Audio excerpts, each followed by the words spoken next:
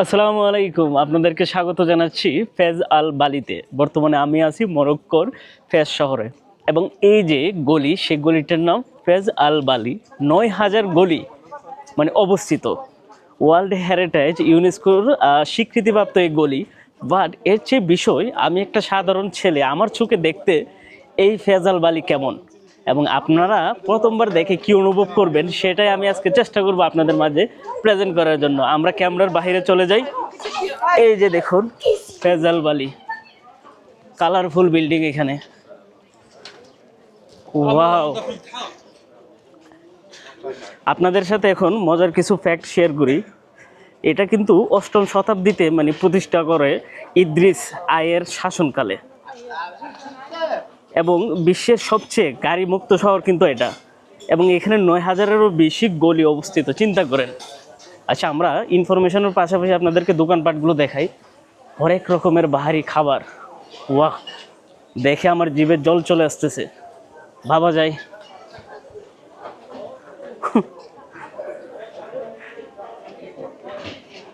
Wow, এটা অবাক করার মতো কিন্তু।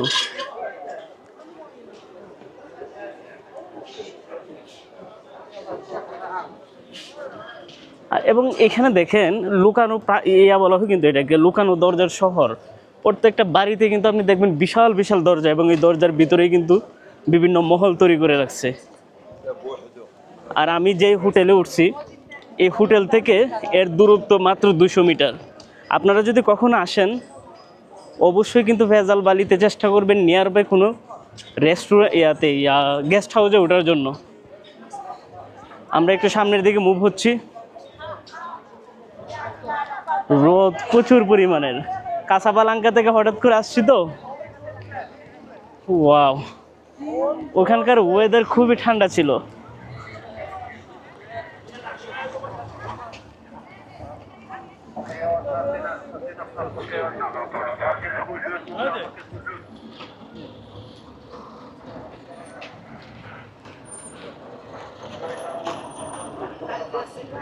এই সেই দরজা, লুকানো দরজার শহর।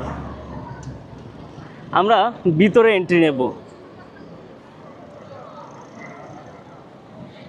দেখেন কিছুটা সামারকান্দের ভাইব আসতেছে। এখানে কয়েকটা ছবি তুলে নিই বন্ধুরা, কয়েকটা পিকচার তুলে দেন ব্লগ আবার কন্টিনিউ করতেছি। বন্ধুরা, ছবি তুলে নিলাম আমি ওখান থেকে। বাট অধিকাংশ লোকই এখানে দেখা যাচ্ছে ইংরেজিতে পারদর্শী না, আরবি এবং আদার ল্যাঙ্গুয়েজ চলতেছে এখানে। এবং এই শহর নিয়ে কিছু চমকপ্রদ তথ্যের ভিতর হলো যে প্রত্যেকটা বাড়িতে আপনি দেখতে পারবেন প্রায় 1 থেকে 1,500 বছরের পুরানো কাঠের দরজা। এখন আমি যদি আপনাদেরকে স্যাম্পল দেখাই, ক্যামেরাটা একটু দেখে নিই। এই যে দেখুন এই ধরনের পুরানো, এটা গিম্বেলটা রিমুভ হয় না কেন, এটা কি একটা সিস্টেম ডিজিআর। এই দেখুন এই ধরনের দরজাগুলো প্রায় 1 থেকে 1,500 বছরের পুরানো, প্রত্যেকটা বাড়িতে আপনি পেয়ে যাবেন। চিন্তা করেন, ফেজ এই একটা শহর যেখানে বিশ্বের প্রথম ইউনিভার্সিটি তৈরি হয় এবং এত প্রাচীনতম একটা শহর এবং ৯,০০০-এর উপরে গলি, যার ভিতরে আপনি ঢুকলে এই মাথা থেকে ওই মাথায় গেলে পরবর্তীতে আপনি হারাই যাবেন যে কোনখানে আসছেন। আমি নিজেও প্রায় সময় মানে কনফিউশনে পড়ে যাচ্ছে। এই যে দেখুন এই একটা গলি, এখানে চায়নার আপনার ওয়াকিং স্ট্রিটের কথা আমার মনে পড়ে যাচ্ছে। ওয়াও, ফুড, ঠেলা গাড়িতে করে খাবার বিক্রি করতেছে।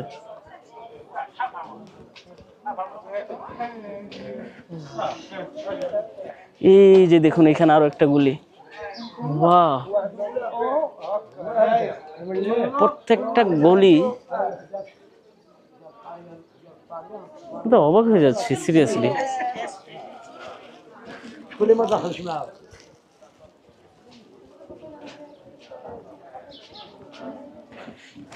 এই যে দেখুন কাঠের দরজা,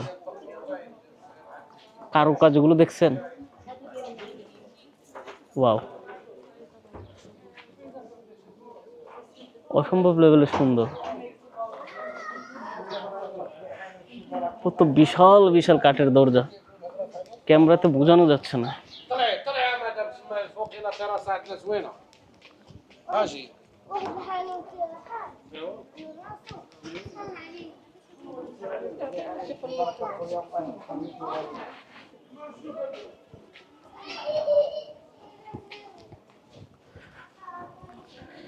সত্যি কথা বলতে কি, আমার এই পুরানো শহর মানে তেমন একটা ভালো লাগে না, বাট এখানে এসে আমার আলাদা একটা ভালো লাগা কাজ করতেছে।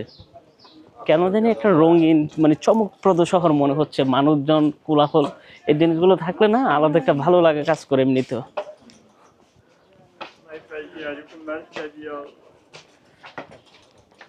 আমরা যাই, মানি ব্যাগ টানি ব্যাগ সব ঠিকঠাক। ওয়াও, ক্যালিগ্রাফি চলতেছে এখানে।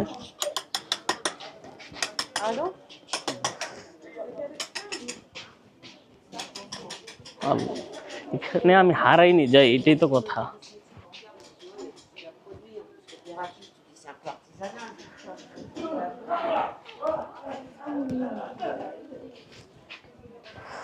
আরেকটা মজার বিষয়, মরক্কো কিন্তু স্পেনের সাথে বর্ডার শেয়ার করে। এই যে দেখুন আরো একটি গলি। আমি আপনাদেরকে একটা একটা কি গলি দেখাই, এখানে ৯,০০০-এর উপরে গলি।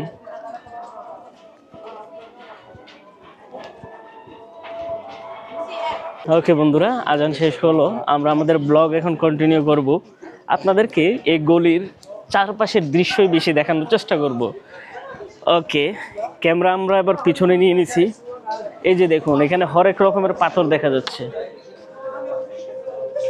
এই পাথরগুলো দিয়ে কিন্তু ওই মানুষে মানে কি বলে না যে শরীর হাত ডলে না, যেটা মাজা বলে নাকি কি এই টাইপেরই, মানে এটা একটা সামুদ্রিক পাথর যেটা একটু সফট টাইপের হয়ে থাকে, যেটা দিয়ে কিনা মানুষ শরীর হাত ডলতে পারে। ওকে, জুতার দোকান বেশি আকৃষ্ট করতেছে আমাকে কিন্তু এখানকার খাবারের দোকানগুলা। বাট লুক, দেখতে কত সুন্দর লাগতেছে। প্রচুর মানুষের ভিড়, প্রত্যেকটা জায়গাতে নেরো নেরো স্ট্রিট, ছোট ছোট গলি, হাতের তৈরি কারুকাজের জিনিস। তবে এখানে কিন্তু ভিখারিও আছে, যেটা আমি মাঝে মাঝে কনফিউশনে পড়ে যাই। যখন আরবিতে এসে ভিক্ষা খুঁজে আমি প্রথমবার মনে করছি আমার জন্য সে দোয়া করতেছে, প্রেয়িং করতেছে। এই একটা ব্রেড ফ্যাক্টরি, যেখানে ব্রেড তৈরি করে।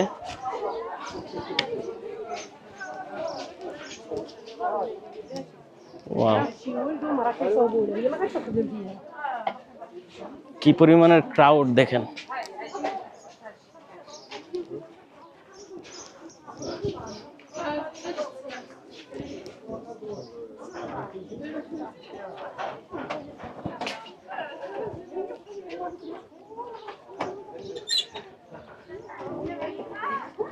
মরক্কো শহরটা কিন্তু আসলে অনেক সুন্দর এবং প্রাচীনতম শহর, যেটা আমি দেখে খুবই মুগ্ধ হচ্ছি।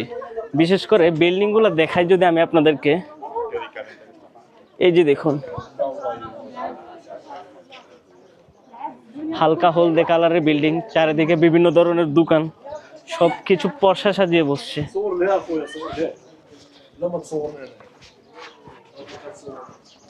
কি বললো, হয়তো বলতেছে ওনার ভিডিও না করার জন্য এমন কিছু।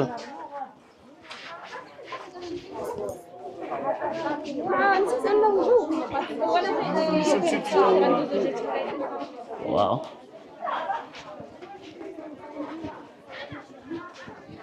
বিভিন্ন ধরনের পাথর, আংটি আমার পরা দরকার। দেখি আমি ব্লগ শুট হলে, আমি শুট ডান হলে কিছু আংটি কিনবো এখান থেকে। আর কেন জানি এই পুরানো শহর মহল নিয়ে আমার ব্লগ করা সুন্দর হয় না, আমাকে দিয়ে ভিলেজ ব্লগগুলোই খুব অসাধারণ হয়। এই গলিগুলো হাঁটতে হাঁটতে আমার ঠ্যাং ব্যথা হয়ে গেছে।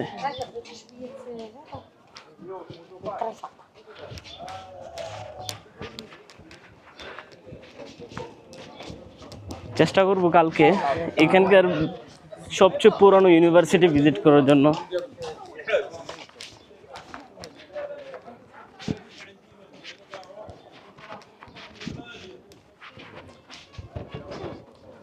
তবে একটাই জিনিস, যে মরক্কোর শহরটা প্রত্যেকটা গলিতে আলাদা আলাদা একটা সেন্ট, মানে আলাদা গন্ধ।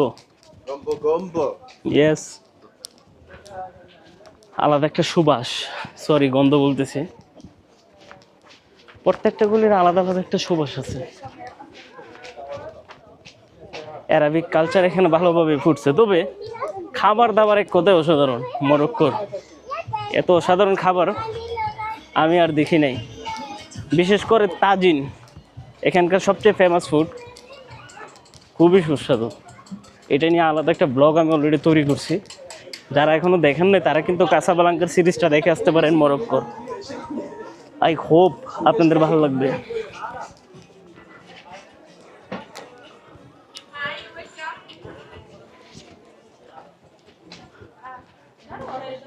Perfume,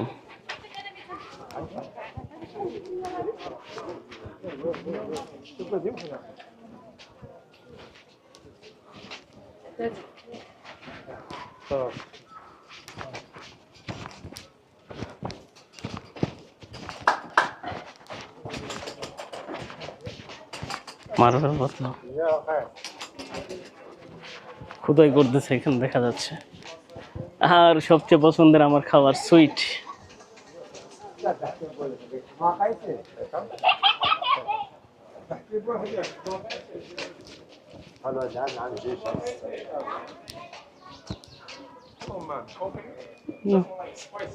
thank you.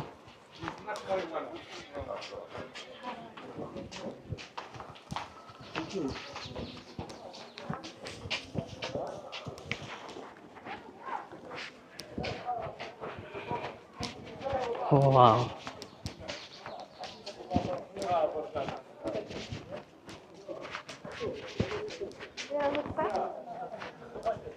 এই গলিটা দেখা যাচ্ছে প্রিন্টিং এর।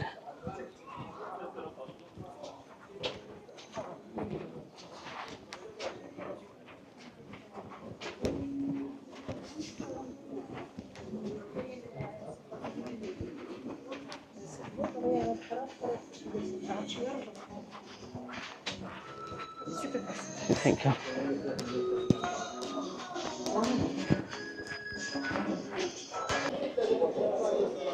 সসেজ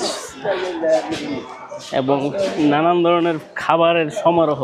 বাহ, আমার জিভে জল চলে আসতেছে। ব্রেডগুলো দেখছেন? ওয়াও,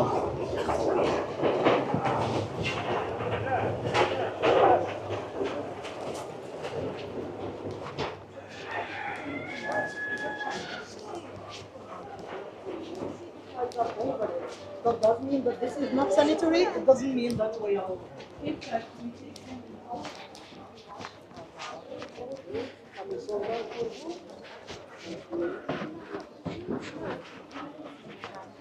আরবিক কালচার আমার কাছে ভালোই লাগে। আরবিকরা খাবারের দিক দিয়ে খুবই শৌখিন হয়ে থাকে। বিভিন্ন ধরনের ফ্রুট যেটা ওরা খুবই পছন্দ করে। ওয়াও,